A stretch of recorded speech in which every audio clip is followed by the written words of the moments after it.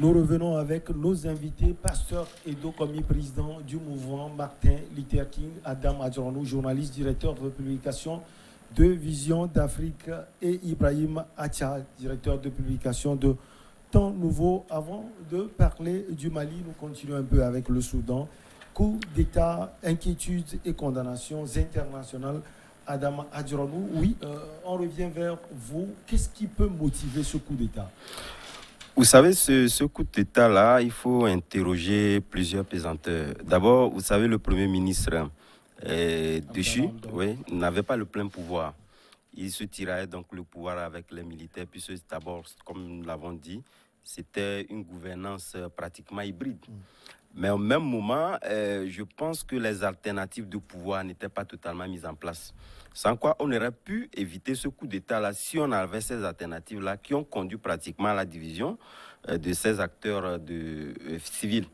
Puisque d'abord, il n'y a pas, disons, un parlement ou une simulation de parlement qui permettait donc à chacun de pouvoir exprimer ses opinions et de pouvoir exposer son regard de la gouvernance du pays. Et ça, à partir du moment où il n'y en avait pas, donc c'était ceux qui étaient dans le gouvernement qui se les tiraillait. Donc de toute évidence, puisque les injonctions de part et d'autre ont conduit pratiquement donc à cette division-là. Mais au même moment, lorsque vous prenez, c'est vrai que, et Atia le disait tantôt, lorsque vous prenez les militaires qui ont aujourd'hui un pan très important de l'économie du pays. Ils sont propriétaires de sociétés, ils ont véritablement des structures à pouvoir donc protéger. Tout à fait. Donc, c'est en ce sens que on doit véritablement donc convoquer également cette démarcation entre disons le militaire ou le corps habillé et donc les politiques entièrement. Et là, quand ce n'est pas exprimé de toute évidence, et pour corriger la suite de la transition, puisque de toutes les façons, nous sommes toujours dans une période transitoire qui permettra d'organiser des élections pour arriver à asseoir un pouvoir démocratique. Donc, il faudrait quand même que ces pesanteurs-là soient convoqués et corrigés pour la suite des événements. Sinon, on risquerait de juste déplacer le problème et de retrouver encore la carte de départ, ce qui ne serait pas totalement bon pour ce pays-là et qui continuerait peut-être à connaître des moments assez sombres. Alors, les gens disent, Pasteur Edo Komi, que la gouvernance du Premier ministre Hamdok est une gouvernance aussi ratée. On a vu le Soudan qui a commencé par prendre langue avec la Cour pénale internationale. Le Soudan qui est plus ouvert avec les Occidentaux. Ce n'était pas forcément le même cas sous Omar Hassan el-Béchir. Non, mais on ne peut pas retrouver, je crois que les Soudanais ont retrouvé cet espace de liberté et il veut le garder. Ouais. Hein, parce qu'ils ont déjà senti le goût de la liberté. Ils ne veulent pas qu'on les replonge dans les temps dictatoriaux, la gouvernance dictatoriale où le Soudan était fermé. Le Soudan était presque fermé. El-Béchir ne voyageait peu. Parce qu'il y avait il y a la menace de la justice internationale. Bon, donc, je crois quand même que le Soudan est ouvert à la civilisation internationale mondiale et du coup, on sent quand même que les Soudanais veulent vraiment vivre de nouveau, enfin, un vent nouveau avec la civilisation actuelle. Donc, le Premier ministre ne pouvait pas autrement, parce qu'il était entre les militaires. Et le pouvoir, il n'avait pas le pouvoir d'exercer, de dérouler son plan d'action. Le plein pouvoir de la transition. Et ce qui arriva devait arriver. Ce qui arriva devait arriver.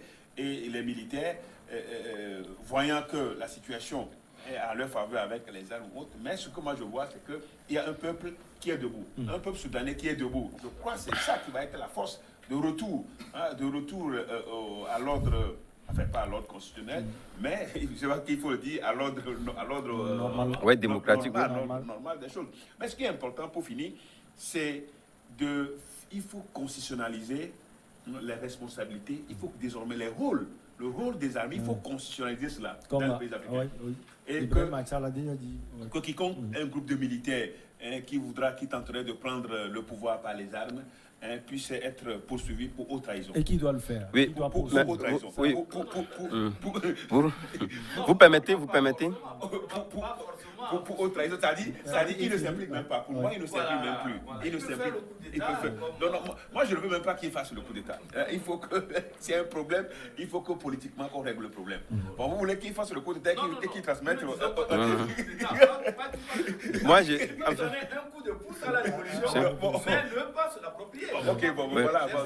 En fait, moi, j'avais un pan de sujet juste à ajouter parce que cette question de révolution, moi, je pense qu'il faut la nuancer et voir la relativiser. D'ailleurs, même pour la simple et bonne raison que vous allez constater que les militaires ont capitalisé sur les imperfections qui ont conduit pratiquement à la réussite de cette révolution-là. Et aujourd'hui, on l'a vu. Ils ont essayé, puisque si ce coup d'État-là, cité, je pense, pas 2 fois de suite, n'ont pas réussi, c'est justement parce qu'on était toujours dans cette position de diamétralement opposée entre les militaires et les forces de sécurité, qui, entre-temps, c'était eux qui avaient donné donc cette force-là à la révolution de pouvoir réussir. Donc l'actuel général a pris langue, puisque là-bas, je pense que les pouvoirs entre les forces de l'ordre et les forces de sécurité sont véritablement donc divisés.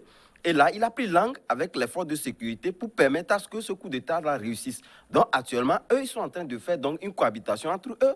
Et malheureusement, c'est au détriment des civils qui n'ont pas su, en vérité, donc transcender ces divergences qu'il y avait de vue entre eux pour permettre d'avoir cette unicité d'action et faire face donc à ces 2 corps-là qui, eux, ont pris pratiquement une longueur d'avance. Non, le problème est que, comme nous le disons, la démarcation entre les 2 entités, les forces armées et les forces politiques. Les acteurs politiques. Oui. Et quand vous parlez des forces de l'ordre et des forces de défense, oui. C'est une même entité. Non, je ne dis pas non, mais lorsque nous prenons... C'est justement pour relire, en fait. Ouais, ils sont une même entité, mais quand même pour lire. Voilà. Ouais. Et quand eux veulent faire quelque chose, c'est le passage en force, vous le savez. Quand nous disons que les forces armées peuvent donner un coup de pouce à la révolution, c'est lorsque vous êtes face à un régime dictatorial, un régime qui ne donne pas les passerelles de liberté. Comme ce fut le cas avec Béchir. Comme Béchir l'a fait. Il faut pousser. Non, mais il est normal que quand le peuple sort dans la rue, quand le peuple commence par revendiquer cette tendance... Que l'armée ne les réprime pas, mais les soutienne. Mais que l'armée joue son rôle régalien. Oui, c'est là où je dis, voilà. Qui retourne au caserne. On dit à celui qui empêchait l'éclosion de la démocratie de se retirer parce qu'il n'est pas indispensable. Oui. Ce que l'armée a fait avec Béchir. Mais il revenait à cette même armée de se retirer. Mais dans un premier temps, en fait, oui. Que les civils déroulent l'agenda politique. Mais... du Soudan. C'est ce qu'on a. Mais au début, en fait... L'effet, avant de vous donner la parole, l'effet de ces condamnations et surtout de ces sanctions qui vont sans doute arriver. Non, le problème est que ils ont beau avoir des armes, ils ont beau avoir une pression de feu sur la vie politique de leur pays, mais ils ont aussi peur.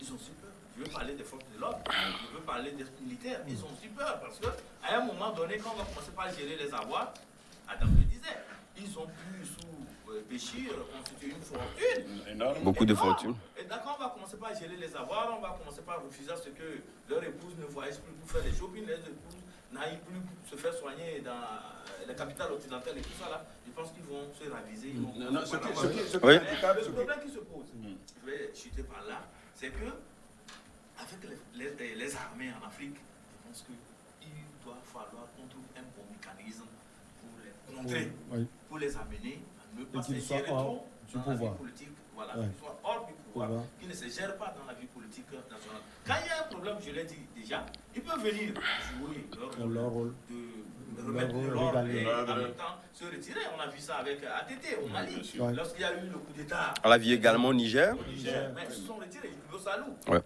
Quand Tandja prenait des airs, il vraiment on l'a mis à sa place. On l'a mis à sa place et aussitôt après, c'était... Ibou Salou s'est retiré, on n'a plus entendu parler de lui. Sauf il a été candidat.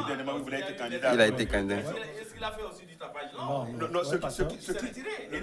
Le premier handicap pour ce nouveau pouvoir, c'est que c'est le gel des aides économiques des États-Unis. 700 millions et de leur propre gel également, de leur richesse. C'est les États-Unis qui conduisent toute la transition. Et donc, du coup, ils sont sevrés et ça va être vraiment un véritable handicap. Donc, pour eux, très rapidement, c'est de revenir à l'ordre normal et de laisser la transition se dérouler, le processus aller à son En terme. 1 minute, Adam Adjournou. Oui, Vous voulez ajouter quelque non, chose? oui. En fait, moi, je pense que ces condamnations commençaient déjà par avoir des effets. En témoigne le fait que cette dernière sortie de l'homme fort du Soudan a essayé un peu de pouvoir donc rassurer cette communauté internationale. Ouais. Intention un peu. Puisque de toutes les façons, il est pratiquement revenu au chemin antérieur, donc pour dire que voilà, nous ne sommes pas dans un chemin autre que ce que vous avez indiqué.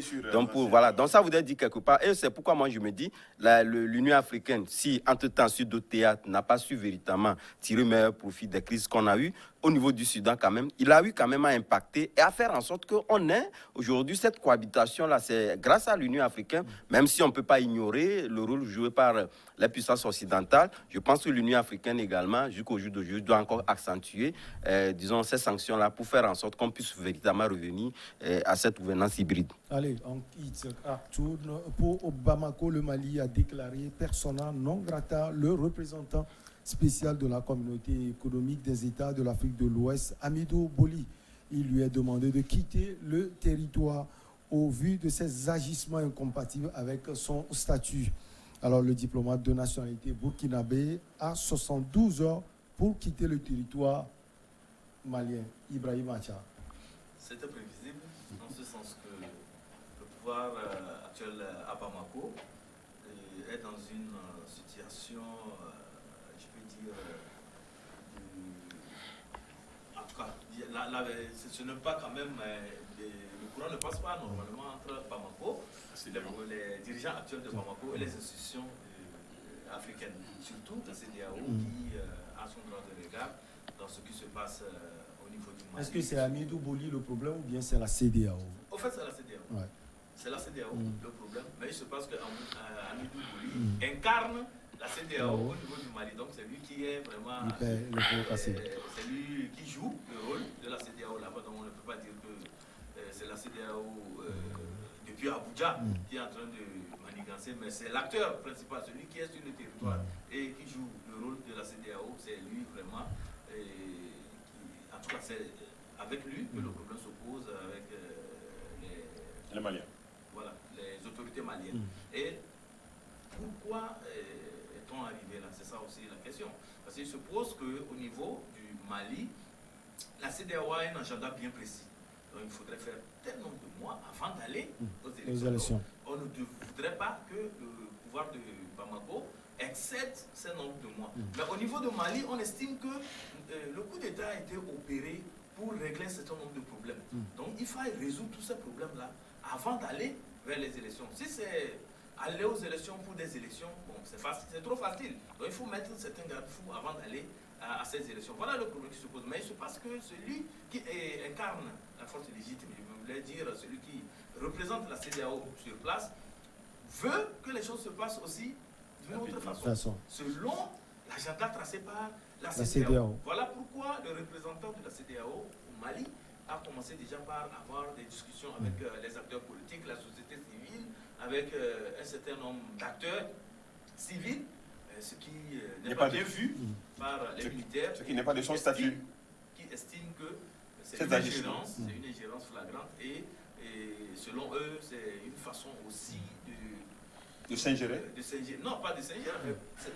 L'ingérence, c'est déjà consommé, c'est déjà acté, mais c'est une façon aussi de précipiter les choses ou bien de mettre un peu des grains de sable dans le processus que les militaires sont en train de dérouler au Mali. Ça ne peut pas les contenter. Voilà pourquoi ils ont pris cette solution. Mais la question est de savoir, est-ce qu'ils sont en train de filer le bon coton? Adam Adjournou, il a planté le décor. Est-ce qu'ils sont en train de filer le bon coton, le Mali, ou bien la jeune militaire, de coton. la jeune militaire au pouvoir? On s'en finalement à la CEDEAO par la passerelle de son représentant Hamidou Boli. Oui, ce qui est évident, puisqu'il est le symbole de la CEDEAO au Mali.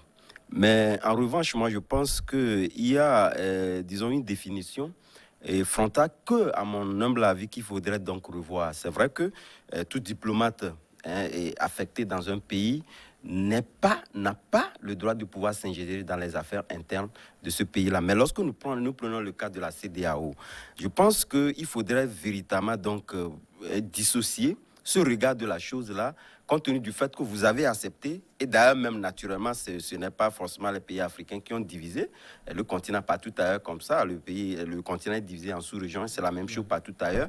Donc vous avez accepté et affecté une partie de votre souveraineté donc à la CEDEAO. C'est en fait cette explication-là. Et c'est la CEDEAO en réalité qui est le meneur, qui conduit en réalité pratiquement le regard de la communauté internationale est souvent occulté ou est souvent phagocyté sur le regard de la CEDEAO lorsque nous prenons, disons, cette politique du pays le plus proche ou de la sous-région la plus proche, dont sont ces injonctions que suivent les autres communautés internationales. Donc, partant de là, étant donné que la CEDEAO est au centre de ces préoccupations-là, il va de soi que son représentant ou son symbole ne puisse pas avoir les mêmes attitudes que peut-être les relations bilatérales entre un pays comme le Mali et peut-être la France ou la Grande-Bretagne, etc. Ce n'est pas la même chose. Plutôt de toutes les façons, lorsque les émissaires de la CEDEAO ils se retrouvent au niveau du Mali, je pense que, disons, les affaires courantes sont toujours gérées par leur symbole, leur représentant au niveau du Mali. Donc, il va de soi que ce représentant-là puisse véritablement outrepasser certaines limites qu'on pourrait donner ou affecter, disons, dans ces relations bilatérales entre les pays, entre eux, mais entre la région. Je pense qu'il faudrait nuancer et revoir cette attitude-là. Mais une fois encore, je pense que le Mali il est acculé de partout. Donc, à un moment donné, il veut également faire sortir ses griffes. Et ces griffes-là également, il sait pertinemment que en les sortant sur un représentant de la CEDEAO, cela ne va affecter pratiquement pas grand-chose. De toute évidence, on a vu lorsqu'il y a donc des crises dans ces pays-là où la CEDEAO est sollicitée, par des mécanismes d'alerte précoce, etc. Il y a d'autres fonctionnants qu'on y a fait pour lui porter main forte. Dans son départ, ne change en rien pratiquement la feuille de route ou carrément le regard que la CEDEAO est en train de suivre au niveau du Mali. Et donc, je pense que la junte s'est aujourd'hui exprimée, exprimant dans ce sens de la souveraineté, donnée donc, disons, affectée au niveau de la CEDEAO, ce qui ne pouvait pas aujourd'hui actuellement faire peut-être avec un représentant de la France, par exemple. Ce serait quand même dangereux. Donc je pense que quelque part, c'est pour dire que nous avons encore la souveraineté et, disons, cette force sur les diplomates accrédités chez nous. Mais malheureusement, on a pris celui-là qui, en tout cas, son départ ne va changer grand-chose au niveau du Mali. Oui, Pasteur Edo Komi, on a vu les émissaires de l'Organisation des Nations Unies, c'était lundi à Bamako, la pression était là et les émissaires avaient dit ce que la CEDEAO disait également. Finalement, après l'émissaire de la CEDEAO, peut-être celui de l'ONU, ça ne peut pas se faire comme Madame l'a dit. Non, ben pourquoi ça ne peut pas se faire? Le Mali est juste en train d'exprimer une certaine souveraineté. La CEDEAO, par le passé, c'est vrai quand même que la CEDEAO s'est donné une certaine ligne que pour l'organisation des élections d'ici fin février, ce que la junte ne partage pas, puisque la junte veut organiser une conférence des acteurs en décembre avant de pouvoir définir un autre calendrier qui n'est pas forcément celui de la CEDEAO. Et la CEDEAO doit comprendre que aujourd'hui, les Maliens, en suivant le ministre des Affaires étrangères, ce que le gouvernement malien reproche aux représentants de la CEDEAO, c'est le fait qu'il ait organisé des rencontres avec des acteurs politiques, avec des acteurs de la société civile pour saboter naturellement ce que la junte est en train de mettre en place. C'est justement ça. Et pourquoi le communiqué du ministère des Affaires étrangères pour des agissements incompatibles? Ce communiqué justement ne détaille pas... Non, bien sûr. C'est un communiqué mitigé. Oui, non, c'est un communiqué mitigé. C'est ça. Le fait de dire des comportements incompatibles, c'est-à-dire qu'il n'a pas le droit de rassembler les acteurs politiques de ce pays. Ça doit passer par le ministère des Affaires étrangères. Si le représentant de la CEDEAO voulait faire quelque chose, ça devait avoir le quitus du ministre des Affaires étrangères d'abord. Il ne l'a pas fait. Et même le ministre des Affaires étrangères est allé loin. S'il faut quitter la CEDEAO, ils vont quitter la CEDEAO. Donc la CEDEAO n'aura plus. Un pays est libre de quitter la CEDEAO. Ce n'est pas la première fois qu'un pays quitte la CEDEAO. Donc il peut quitter la CEDEAO et du coup la CEDEAO n'aura plus le droit de veto sur le Mali. Moi je crois quand même qu'il faut regarder avec beaucoup d'objectivité la situation du Mali. Ce que les Maliens sont en train de vivre aujourd'hui et connaissant sens aussi la France d'un côté qui appuie la La CEDEAO. CEDEAO. Donc, c'est un message à la CEDEAO en expulsant ou bien en voulant expulser dans 72 heures le représentant de la CEDEAO. C'est un message. Pourquoi pas? Ça peut arriver à la France, ça peut arriver aux autres pays. Ce n'est pas, on ne peut pas, il faut pas. On a l'habitude de voir que les représentants de la France, l'ambassadeur de la France, c'est dans les pays francophones, dans les pays africains, où on leur donne une certaine autorité que nos représentants, nos ambassadeurs n'ont pas en France. Qui connaît l'ambassadeur de France d'un pays africain? C'est quand il y a un problème qu'on sollicite. Sinon, on ne demande pas leur avis. Il y a beaucoup. Mais ici, on en fait de telle sorte que les G5, comment vous les appelez, c'est comme si c'est eux qui viennent nous gouverner. Et quand un ambassadeur de France parle, c'est comme si c'est Dieu qui a parlé. Si un ambassadeur d'Allemagne parle, on pense que c'est le ciel qui est en train de parler. Non, il faut cesser ça. Ils sont des représentants d'un pays et ils sont sous le ministère des Affaires étrangères. Ils sont sous le contrôle du ministère des Affaires étrangères. Donc, il faut s'exprimer. Et je crois que le Mali est en train de donner un message. Pour moi, c'est un grand message. C'est un grand message aux autres représentations diplomatiques. Si vous ne voulez pas, vous quittez le pays et le Mali se gère. Ibrahim Matia, il y aura sans doute un nouveau représentant de la CEDEAO au Mali. Il a 72 heures pour quitter. Et donc, s'il quitte, un revirement. Ah oui, comme vous l'aviez dit. Oui, Soit c'est un possible. nouveau, finalement, rien n'est fait, comme Madame l'a dit tout à l'heure, rien n'a changé. Non, je pense que je voudrais revenir sur un passage Des pasteurs. Edo, c'est de ne pas donner trop l'impression, et comme nous avons une certaine souveraineté, donc face à n'importe quelle situation, les régimes vont commencer par dire nous allons renvoyer tel, parce qu'il y a une telle. Il faut faire extrêmement attention. Voilà. Parce que d'abord, le Mali ne peut pas organiser les élections sur son propre. C'est impossible. Les pays qui ont dit qu'ils ont organisé des organisations sur son propre, allez-y voir. C'est impossible même. C'est impossible même. Donc le Mali a besoin de la CEDEAO. C'est Le impossible. Mali a besoin de la CEDEAO. Non seulement pour pouvoir organiser les élections, mais pour dérouler même le processus démocratique dans le pays. Parce qu'on a besoin des expertises. Le Mali a besoin des experts qui vont venir travailler avec eux, réfléchir de façon beaucoup plus indépendante sur tous les processus, sur tout ce qui se fait dans le pays, de manière à ce qu'on puisse avoir... Les expertises de la CEDEAO n'ont pas été quand même, du tout, n'ont pas été clean. Hein. C'est des bâclages. Non, peu importe. Non, Ils ont toujours bâclé des trucs. Non. Des expertises qui sont clean. Mais peut-être à un moment donné, avec les régimes, il y a ce que nous appelons, en tout cas, des manières pour pouvoir galvauder certains pays qui sont recommandés à ces pays. Vous allez voir, on fait des bonnes propositions de la CEDEAO, on remet à certains pays à leur niveau.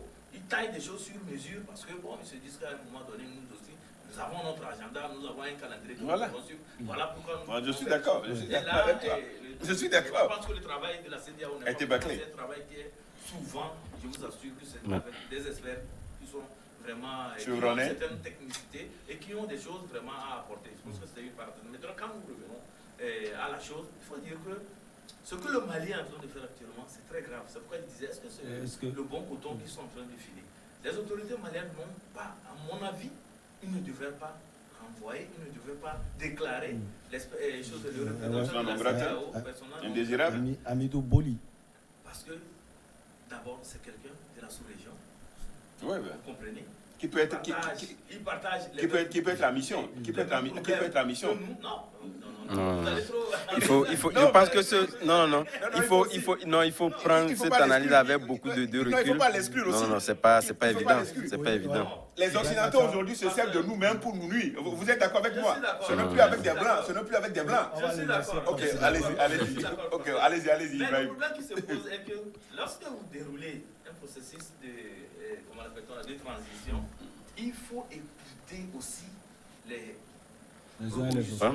écouter aussi les recommandations que les autres sont en train de faire. Parce que, vous savez, l'adage populaire dit on ne peut pas danser en s'appréciant. Donc, quoi qu'on dise, ce que faisait le représentant de la CEDEAO, ce n'était pas des actions subversives. Ce n'était pas des actions pour saboter, comme vous quoi que ce soit, le processus de transition. C'était plutôt des actions pour peut-être éveiller la société civile, éveiller les acteurs politiques sur l'agenda que les militaires étaient en train de dérouler. On vous dit. Mais il ne serait pas bien de suivre le processus? contacté le Ouais, ministère des Affaires étrangères.